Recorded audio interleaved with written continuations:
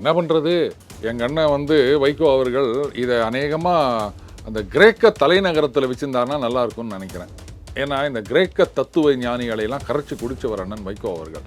So அங்கே வச்சுருந்தா நல்லா இருந்திருக்கும். மேபி அங்கே பாஸ்போர்ட்டு டிப்ளமேட்டிக் பாஸ்போர்ட் கொடுக்கலையா என்னன்னு தெரியல, எங்கள் டெல்லியில் வச்சுக்கலாம் அப்படின்னு. இது ராகுல் காந்தி, எந்த ராகுல் காந்தி, எந்த காங்கிரஸ், தமிழர்களுக்கு துரோகம் செய்த காங்கிரஸ், அவர்களுடன் ஒட்டும் கிடையாது, உறவும் கிடையாது, எந்த காலகட்டத்திலும் அவர்கள் தயவில் நான் என்றைக்குமே எம்பி ஆனதில்லை, ஆகவும் மாட்டேன் அப்படின்னு நரம்பு புடைக்க சொன்னார்ல, அந்த காங்கிரஸோட இதை விட்ட ஒரு அசிங்கம் ஏதாவது வேணுமா? தேர்தலுக்கு முன்னாடி வரைக்கும் தாவேகாக்கு எதிராக தானே இருந்தாங்க. RSS பாஜக பெற்றெடுத்த பிள்ளை தானே தாவேகா. அப்போ பிள்ளையோட நீங்க கூட்டணி வைக்கும் போது அந்த பேரண்ட்ஸோட கூட்டணி வைக்கக்கூடாதா சிவா? கொஞ்சம் லாஜிக் புரியலையே உங்களுக்கு? இதை இன்னொரு பழமொழி சொல்லவா, அந்த குட்டி உறவு ஆடு பகை அப்படின்னு சொல்லுவாங்க. ஏன் அப்படி இருக்கணும்? குட்டியும் உறவு ஆடும் உறவு அப்படி பண்ணிட்டு போவோம் நம்ம. அதெல்லாம் ஒன்றும் இல்லைங்க. ஒரு மாதத்துக்கு ஒரு மாநாடு போதும் அப்படின்னு முடிவெடுத்திருந்தாங்கன்னா அதில் ஒன்றும் தப்பு கிடையாது. ஏன்னா அந்த பீக்கிங் ஏர்லி அப்படின்னு சொல்லுவாங்க கிரிக்கெட்டில். லீக் ஸ்டேஜ்லேயே நீங்கள் கடகடன்னு அடிக்க ஆரம்பிச்சிங்கன்னா கடைசியில் சொதப்பிடும். அதனால் கொஞ்சம் நிதானமாக போனேன். அவங்க இயக்கமே அப்படியே கொஞ்சம் ஸ்டெப் பை ஸ்டெப்பாக நிதானமாக போகிறதுக்கு தான் பார்த்துட்ருக்காங்க. அதனால் நீங்கள் மாதத்துக்கு 2 மாநாடு போட்டிங்கன்னா வரவங்களும் டயர்ட் ஆகிடுவாங்க. அதனால் மாதத்துக்கு ஒன்று ஒவ்வொரு டாப்பிக்கோடு தானே போடுறாங்க. ஆகஸ்ட்டில் சுற்றுச்சூழல் அப்படின்றாங்க, அதுக்கப்புறம் பெண்கள் பாதுகாப்பு அப்படின்றாங்க. ஸோ ஒரு மாநாடுன்றது போதும். அதுக்காக பார்த்தீங்களா என்னது கூட்டத்துக்கு ஆள் சேர்க்கணும், செலவாகும் அப்படின்றது, அந்த கூட்டத்துக்கு ஆளே வரலன்றது, இதெல்லாம் சும்மா பொழுதுபோக்காக சொல்லிட்டு போகலாம். இதெல்லாம் ஒன்றும் பெரிய இஷ்யூ இருக்கிறதா நான் பார்க்கல செய்வேன். அடுத்தது, நீங்கள் ஒரு டெண்டரை கேன்சல் பண்ணுறீங்க அப்படின்னா அதுக்கு ஒரு ரீசன் வேணும். த இன்ஃப்ளேட்டட் ப்ராஜெக்ட் காஸ்ட் அப்படின்னு சொல்லுவாங்க. ஏன்னா இப்போ நீங்கள் சொன்ன மாதிரி இப்போ ஒரு ரோடு போடணும், இது 100 கோடி ஆகுது அப்படின்னு சொன்னால் நீங்கள் 20% கமிஷன் கேட்குறீங்க. அப்போ நான் 80 கோடிக்கு ரோடு போடணுன்னா முடியாது. அதனால் என்ன பண்ணுவாங்க, சரி உனக்கு வேணாம் எனக்கு வேணாம், ப்ராஜெக்ட் காஸ்ட்டை ஒரு 125 கோடின்னு ஆக்கிடுவோம், எனக்கு நீ 25 கோடி கொடுத்துரு, 100 கோடியில் நீ போட்டுக்க, அதில் லாபமும் வரும், உனக்கும் கையை கிடைக்காது, எனக்கும் கையில் காசு வந்துடுது, ஏமாந்த இழிச்ச வாயங்க ஜனங்க தானே, மக்கள் பணம் தானே. இப்படித்தான் காலங்காலமாக பல இடங்களில் நடந்துருக்குன்னு வச்சுக்கேன்.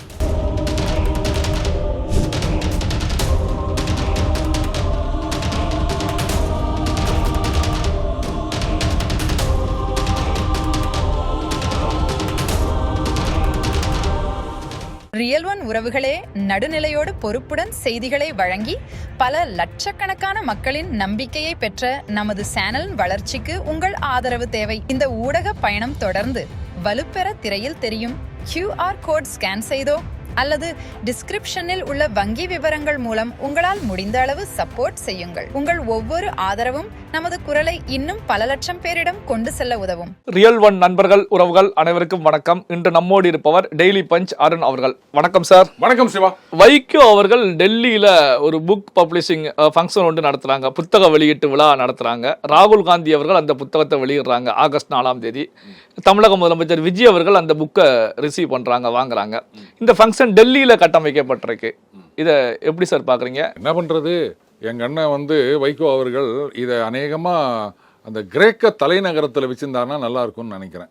ஏன்னா இந்த கிரேக்க தத்துவ ஞானிகளையெல்லாம் கரைச்சி குடிச்சவர் அண்ணன் வைகோ அவர்கள். ஸோ அங்கே வச்சுருந்தா நல்லா இருந்திருக்கும். மேபி அங்கே பாஸ்போர்ட்டு டிப்ளமேட்டிக் பாஸ்போர்ட் கொடுக்கலையா என்னன்னு தெரியல, எங்கள் டெல்லியில் வச்சுக்கலாம் அப்படின்னு.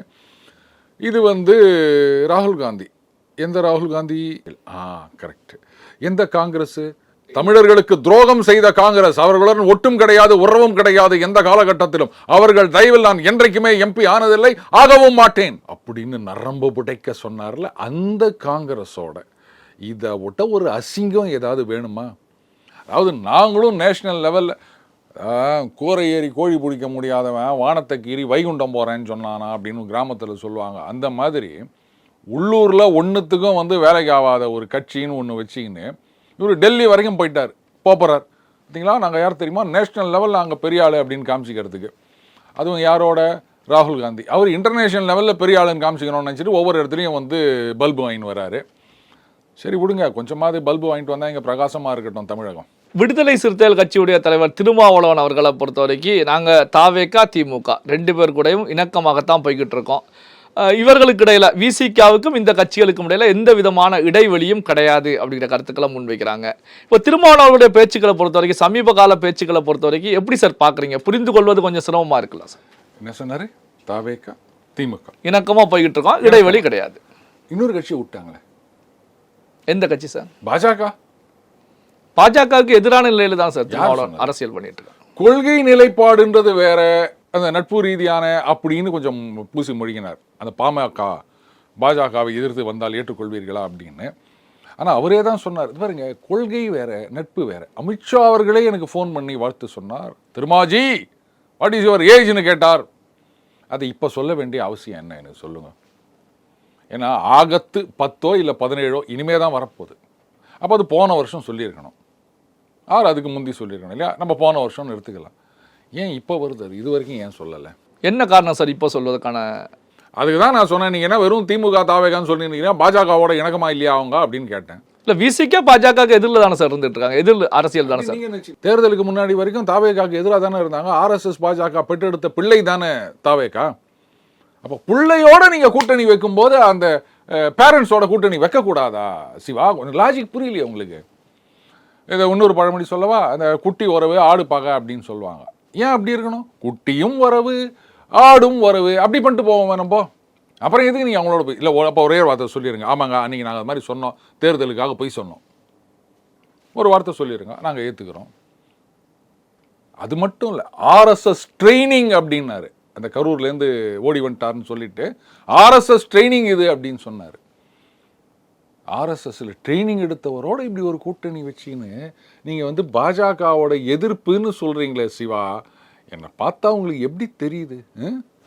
இப்போ RSS ட்ரைனிங் அப்படின்னு சொல்லும் போது தான் சார், இப்போ அண்ணாமலை அவர்கள் குறித்து திருமாவளவன் அவர்கள் விமர்சனம் முன்வைக்கும் போது RSS பாஜக வேறு வடிவத்தில் இப்போ அண்ணாமலை அனுப்பியிருக்காங்க அப்படிங்கிற கருத்துக்களை இப்போ தெரிவிச்சிருக்காங்க. அப்போனா என்ன, நாளைக்கு அண்ணாமலை அவர்களோடையும் சேர்ந்துருவாரோ? இல்லைங்க, RSS பாஜக பிள்ளைன்னு தாவேகாவை சொல்லிட்டு இப்போ அவங்களோட சேர்ந்துட்டாரா? அப்போ 2031 அப்புறம் அண்ணாமலை அவர்கள் ஆட்சிக்கு வந்தாருன்னு வச்சுக்கோங்களேன், அப்போ அவரோடையும் சேரலாம். இல்லை, அண்ணாமலை பாஜகவில் கட்சியில் தலைவராக இருந்திருக்காரு. டெல்லியில் போய் ரிசைன் கொடுத்துட்டு வர்றாரு.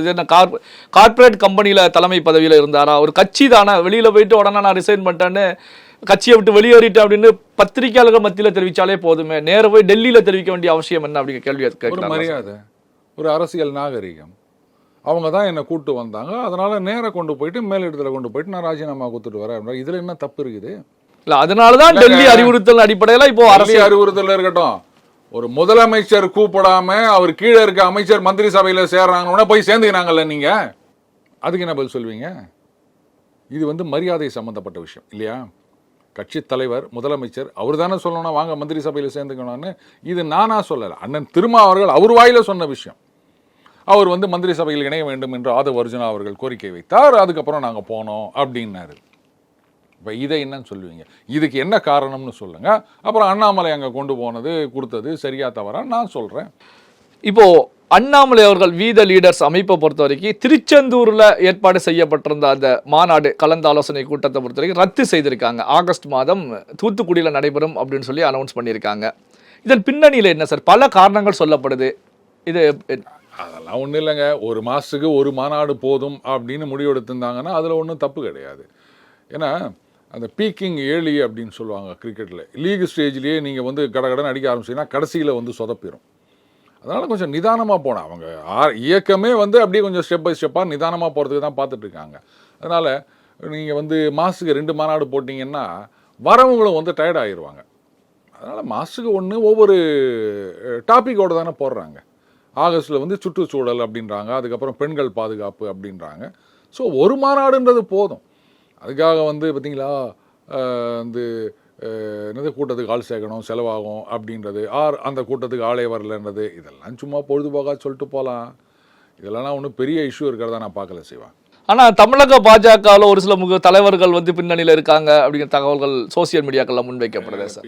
முன்னணி அதெல்லாம் விட்டு இல்லைங்க. தமிழக பாஜகவுக்கு வேறு எதுவுமே தெரியாது. நீ அரசியல் அப்படின்னா அண்ணாமலை எடுத்து என்ன பேசுறது இதைத்தான் பார்த்து நிற்கிறாங்க. அவங்க வேறு என்ன பண்ணணுன்னே தெரியாமல் மூச்சு நிற்கிறாங்க. இதெல்லாம் ஒரு கட்சின்னு நீங்கள் நம்பிட்டு இருக்க சொல்கிறீங்களா? இனிமேலும் எல்லாம் வந்து திமுக அதிமுக ஒன்றும் இல்லாமல் போயிடுச்சுன்னு பாஜக என்னவா போச்சுன்னு யாருமே கவலைப்பட மாட்டேன்றீங்க. ஏதோ தேசிய அளவில் ஒரு பாஜக இருக்குது, அங்கெல்லாம் வந்து அவங்க ஜெயிச்சு ஆட்சிக்கு வந்து இங்கே இருக்கவங்களுக்கு ராஜ்யசபா எம்பி சீட் கொடுப்பாங்கன்றதுனால இவங்க பழப்பு ஓடின்னு இருக்குது.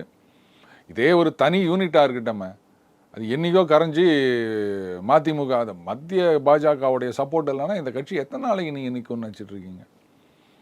அந்த சப்போர்ட் இருக்கிறதுனாலேயே இவங்க சொந்தமாக எதுவும் பண்ணுறது கிடையாது. யாராவது பண்ணணும்னாலும் அதையும் வர்றது கிடையாது. சரி அதான் வெளில போயிட்டார்ல, இனிமேலாவது நீங்கள் பண்ணுங்கன்னு சொல்லி பாருங்க, கோவம் வந்துடும். என்ன எங்களெல்லாம் போயிட்டு நீங்கள் வேலை செய்ய சொல்கிறீங்க அப்படின்வாங்க. விடுங்க, இதெல்லாம் திருத்த முடியும்லாம் எனக்கு தெரியல. ஓகே சார், இப்போ நாம் தமிழர் கட்சியிலிருந்து இயக்குனர் களஞ்சியம் அவர்கள் கட்சியை விட்டு விலகி இருக்காங்க. நாத்தாக்காவில் இருந்து முக்கியமான நபர்கள் ஒன்றன் பின் ஒன்று விலகக்கூடிய நிகழ்வுகள் தொடர்ச்சியாக நடந்துகிட்டு இருக்கு. இதை எப்படி சார் பார்க்குறீங்க?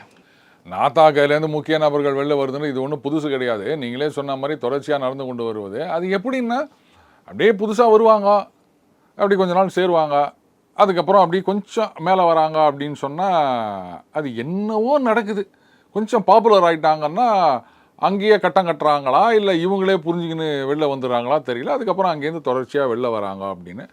சரி, வெளில போனால் என்னப்போ, இது வந்து நம்ம பெருசாக பேசப்படுகின்ற நபர்கள் மட்டும் இல்லை, கட்சியில் அந்த அடிமட்ட தொண்டர்கள்னு சொல்லலாம் இல்லையா, அவங்களும் வந்து இங்கே வந்து கொஞ்ச காலத்துக்கு பிறகு ஐயே இது ஒன்றும் சரிப்பட்டு வராது அப்படின்னு சொல்லிட்டு ஒன்று அரசியலே வானான்னு போயிடுறாங்க, இல்லை வேறு கட்சிக்கு போயிடுறாங்க. அதே மாதிரி ஃப்ரெஷ்ஷாக சில பேர் வந்து நிற்கிறாங்க அண்ணன் பண்ணுற காமெடி எல்லாம் பார்த்துக்கின்னு. ஏன்னா காமெடி படம் எடுத்தால் எப்படி இருந்தாலும் வந்து பைசா வசூல்னு சொல்லுவாங்க இல்லையா, அந்த மாதிரி அண்ணன் அந்த காமெடி ட்ராக்லேயே போய் நிற்கிறாரு. அன்றைக்கி என்ன பேசணும், இன்றைக்கி என்ன ஏதோ ஒன்று காமெடி பண்ணால் அவங்கள வந்து சிரிக்க வைக்கணும் அப்படின்னு. அதனால் புதுசாக ஆடியன்ஸ் வருவாங்க. பழைய ஆடியன்ஸ் இதனா ஒரே மொக்க காமெடியாக இருக்குன்னா ஏற்கனவே அவங்கெல்லாம் பார்த்துட்டு இருப்பாங்க பல தடவை, புதுசாக பார்க்குறவங்க வருவாங்க. இதுதான் நடக்குது. அதனால் இதில் ஒன்றும் பின்னணிலாம் கிடையாது. இது காலங்காலமாக அப்படி தான் இருக்குது அந்த கட்சி. சார், நீங்கள் கடந்த நாட்களில் வீடியோவில் பேசும்போது கூட சொல்லியிருந்தீங்க, டெண்டர்கள் ரத்து செய்வது மட்டுமல்ல, அந்த டெண்டரை வந்து மறுபடி விடும்போது எந்த அமௌண்ட்டுக்கு விடுறாங்க அப்படிங்கிறதான் முக்கியமானது. கடந்த கால திமுக ஆட்சியில் எத்தனை கோடிக்கு விட்டாங்க, இப்போ எத்தனை கோடிக்கு விடுறாங்க, டிஃப்ரென்ஷியேட் எவ்வளோ ஆகிறது அப்படிங்கிறது வெளிப்படைத்தன்மை இருந்தால்தான் ஆட்சியாளர்கள் மீது ஒரு நம்பிக்கை உருவாகணும்னு தெரிவிச்சிருந்தீங்க. இப்போ திருவான்மியூரில் இருந்து உத்தாண்டி வரைக்கும் ஒரு ஹைடெக் பிரிட்ஜ் மேம்பாலம் போடுவதற்கான பணிகளை பொறுத்த வரைக்கும் திமுக ஆட்சி காலத்தில் 2100 கோடிக்கு டெண்டர் விடப்பட்டிருந்தது. இப்போ சிஎம் அவர்கள் அதை ரத்து பண்ணியிருக்காங்க. அதுக்கு ஒரு கமிட்டி ஃபார்ம் பண்ணியிருக்காங்க, ஒரு டீமை போட்டிருக்காங்க. ஸோ எந்த பட்ஜெட்டில் இந்த பிரிட்ஜ் கட்டக்கூடிய பணிகளை மேற்கொள்ளலாம், இதற்கு எவ்வளோ செலவாகும் அப்படிங்கிற அடிப்படையில் போட்டிருக்காங்க. சுமார் 1500 கோடி வரைக்கும் செலவாகும் அப்படிங்கிற நிலையில் செய்திகள் வெளியாகிட்டு இருக்கு. இந்த விஷயத்தை எப்படி சார் பார்க்குறீங்க? இல்லை, முழுசாக வரணும் முதல்ல. அடுத்தது நீங்கள் ஒரு டெண்டரை கேன்சல் பண்ணுறீங்க அப்படின்னா அதுக்கு ஒரு ரீசன் வேணும். அதான் இன்ஃப்ளேட்டட் ப்ராஜெக்ட் காஸ்ட் அப்படின்னு சொல்லுவாங்க. ஏன்னா இப்போ நீங்கள் சொன்ன மாதிரி இப்போ ஒரு ரோடு போடணும், இது வந்து 100 கோடி ஆகுது அப்படின்னு சொன்னால் நீங்கள் 20% கமிஷன் கேட்குறீங்க. அப்போ நான் 80 கோடிக்கு ரோடு போடணுன்னா முடியாது.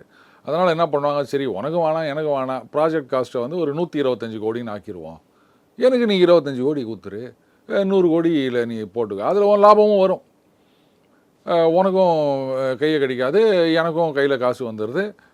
ஏமாந்த இழிச்ச வாயங்க ஜனங்க தானே, மக்கள் பணம் தானே. இப்படித்தான் வந்து காலங்காலமாக பல இடங்களில் நடந்துருக்குன்னு வச்சுக்கோங்க. ஸோ அப்போ நீங்கள் ஒரு டெண்டரை கேன்சல் பண்ணுறீங்க அப்படின்னு சொன்னால் அப்போ அந்த காஸ்ட் ரிடக்ஷன் இருந்தால் மட்டும்தான் அந்த கேன்சலேஷன் அப்படின்றது நியாயமாக இருக்கும். அப்படி இல்லாட்டா சும்மா வந்து ரைட்டு அவருக்கு தரா நான் கேன்சல் பண்ணுறேன் அப்படின்ற மாதிரி இருக்கக்கூடாது. ஸோ இந்த காஸ்ட் ரிடக்ஷன் இருந்தது அப்படின்னு சொன்னால் நிஜமாகவே இது இன்னொரு வரவேற்கத்தக்க விஷயம். அந்த காஸ்ட் ரிடக்ஷன் அப்படின்றது அந்த ஸ்பெக்கில் எந்த சேஞ்சும் இருக்கக்கூடாது. அதை நீங்கள் இன்னொன்று கவனிக்கணும். சில சமயங்களில் வந்து அப்படியே சும்மா அது பண்ணுறேன்னு சொல்லிட்டு ஸ்பெக்கை குறைச்சிட்டு விலை, ரஃபேல் எடுத்துக்கோங்களேன், ராகுல் காந்தி திருப்பி அதான் சொல்லிட்டு பாரு, நாங்கள் இந்த ரேட்டுக்கு போட்டோம், அவங்க அந்த ரேட்டுக்கு போட்டோம். ஏப்பா நீ போட்ட ரேட் என்ன, அவங்க போட்ட ரேட் என்ன? கார் வந்து பார்த்தீங்கன்னா 4.98 லட்சம் அப்படின்னு போவாங்க, 5 லட்சமா அப்படின்ட்டு நம்ம காசு எடுத்துன்னு போகலாம், லோன் வாங்கிட்டு போகலான்னு சொன்னால் அங்கே அது இது ரெஜிஸ்ட்ரேஷனு ஆர்டிஓ சார், இதில் இந்த இது சார், அது சார், இது வந்து லோ எண்டு சார், அது வந்து மிட் எண்டு, அது டாப் எண்டு சார் அப்படின்னு சொல்லிட்டு 10 லட்சத்துக்கு கொண்டு போய் நிறுத்துவாங்க. அப்போ அவர்கிட்ட போய்ட்டு என்ன 5 லட்சம் சொல்லிட்டு 10 லட்சம் கேட்க முடியுமா? ஸோ அது வந்து அந்த பக்கம். அந்த மாதிரி இந்த பக்கம் ஸ்பெக்கை நீங்கள் வந்து குறைக்காம ரேட்டை குறைச்சிங்க அப்படின்னா நிஜமாகவே வந்து ஒரு பெரிய சாதனை. சார், இப்போ ஏற்கனவே கேட்ட கேள்வி தான் சார். அமைச்சர் ராஜ்மோகன், அமைச்சர் கீர்த்தனா அவங்கள பொறுத்த வரைக்கும் வெளிநாட்டுக்கு செல்லும் போது எக்ஸ்டர்னல் அஃபேர் மினிஸ்ட்ரி, அதே நேரத்தில் ஹோம் மினிஸ்ட்ரியில் வந்து இன்டிமேட் பண்ணாமல் சொந்த பாஸ்போர்ட்டை பயன்படுத்தி வெளிநாடு போயிருக்காங்க அப்படின்னு சொல்லி மத்திய அரசாங்கம் நோட்டீஸ் அனுப்பியிருக்காங்க. இந்த விஷயத்தை எப்படி சார் பார்க்குறீங்க? அதாவது அஃபிஷியல் பிஸ்னஸ் அப்படின்னு இருக்குது. அதே மாதிரி இந்த மாதிரி அரசியல்வாதிகள் இருக்குது. அவங்களுக்கு வந்து டிப்ளமேட்டிக் பாஸ்போர்ட் அப்படின்னு ஒன்று கொடுப்பாங்க. அது மட்டும் இல்லை, நீங்கள் ஒரு வெளிநாட்டில் ஒரு நிகழ்ச்சியில் நீங்கள் கலந்துக்கிறீங்க அப்படின்னு சொன்னால் அது மத்திய அரசாங்கத்துக்கிட்ட அனுமதி வாங்க வேண்டும். மம்தா பானர்ஜி அவர்கள் இந்த மாதிரி தான் சில கான்ஃபரன்ஸில் கலந்துக்கிறோம் அப்படின்னு சொல்லிட்டு கேட்டு அனுமதி மறுக்கப்பட்டது. இங்கே நம்ம பிடிஆர் அவர்கள் கூட ஏதோ ஒரு விஷயத்தில் அனுமதி மறுக்கப்பட்டது அப்படின்னு சொல்லுவாங்க. அவங்க அதெல்லாம் யோசித்து நிறைய விஷயங்களை அலசி ஆராய்ஞ்சு தான் அதுக்கப்புறம் பர்மிஷன்னே கொடுக்கறது. அப்படி இருந்துச்சு நீங்கள் பாட்டுக்கு பர்மிஷன் வாங்காமல் போனீங்கன்னா இது புரோட்டோக்கால் அப்படின்றத விட இது சில அடிப்படை விதிகள் இருக்கின்றன. அதை மீறி நீங்கள் இஷ்டத்துக்கெல்லாம் நீங்கள் போக முடியாது. புரியுதுங்களா? ஏன்னா இந்த வெளிநாட்டுக்கு நீங்கள் போகிறீங்க அப்படின்னு சொன்னாலே இது வந்து வெளியுறவு சம்பந்தமான விஷயமாகி விடுகின்றது. அந்த வெளியுறவு ஃபாரின் அஃபேர்ஸ் அப்படின்றது வந்து முழுக்க முழுக்க மத்திய அரசாங்கத்தின் கையில் இருக்கின்ற விஷயம். இல்லை சார், நான் வந்து அந்த கம்பெனியோட பேச போனேன் அப்படின்னாலும் வெளிநாடுன்னு வந்துட்டாலே அதுதான் எக்ஸ்டர்னல் அஃபேர்ஸ் தான். ஸோ அதை வயலேட் பண்ணியிருக்காங்கன்னு ஏதோ எக்ஸ்ப்ளனேஷன் கேட்டிருக்கிறதா சொல்கிறாங்க. ஒருவேளை அதனால தான் வந்து அவங்க எங்கே இருக்காங்கன்னே தெரியலன்னு ஆயிடுச்சோ. விடுங்க, இதெல்லாம் ஒரு பெரிய விஷயமா? பாஜக தான் இவங்களுக்கு இவ்வளோ சப்போர்ட்டாக இருக்குது, இதெல்லாம் என்ன கேட்க போகிறாங்க? ஆமாங்க, அவசரமாக போயிட்டாங்கன்னா முடிஞ்சு போச்சு, இதெல்லாம் ஒரு இஷ்யூன்னு கேட்டுனுக்கிறீங்களே சிவா. இல்லை சார், அதாவது மினிஸ்டர்ஸ் கூட வந்து பார்த்தீங்கன்னா ஆஃபீஸர்ஸும் போயிருக்காங்க. ஸோ புதிதாக வந்து அரசு அவங்களுக்கு இந்த வழிமுறை தெரியலை அப்படின்னாலும் கூட போன ஆஃபீஸர்ஸை பொறுத்த வரைக்கும் தெரிஞ்ச விஷயம்தான். அப்படி இருந்தும் ஏன் சார் அந்த ஆஃபீஸர்ஸ்க்கும் டிப்ளமேட்டிக் பாஸ்போர்ட் அப்படின்னு இஷ்யூ பண்ணுவாங்க? அவங்க சொல்லியிருக்கணும். இப்போ இதில் நீங்கள் இந்த கேள்வி கேட்டவுடனே 2 விஷயம் வருது.